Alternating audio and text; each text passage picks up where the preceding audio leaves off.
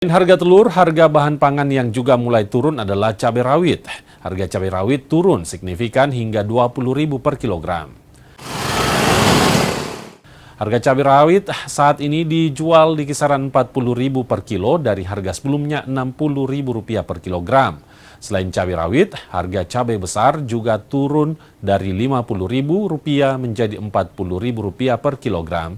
Sementara harga bawang merah juga turun Rp10.000 per kilogram menjadi Rp50.000 per kilogram.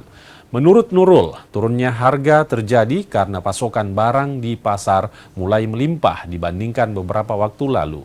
Ini bagaimana sekarang harga sembako di misalnya kayak cabai, bawang merah itu berapa harganya?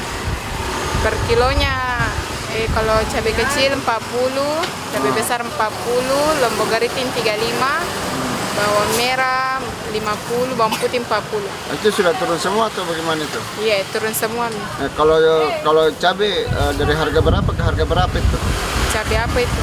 Kalau ini yang Cabai kecil, iya, dari harga 60 turun 40. kalau bawang merah? Bawang merah dari harga 60 turun 50. Kalau ini yang tomat itu? Tomat 18 turun 12.000. Kalau yang cabai besar ini? Cabai besar harga 50 turun 40.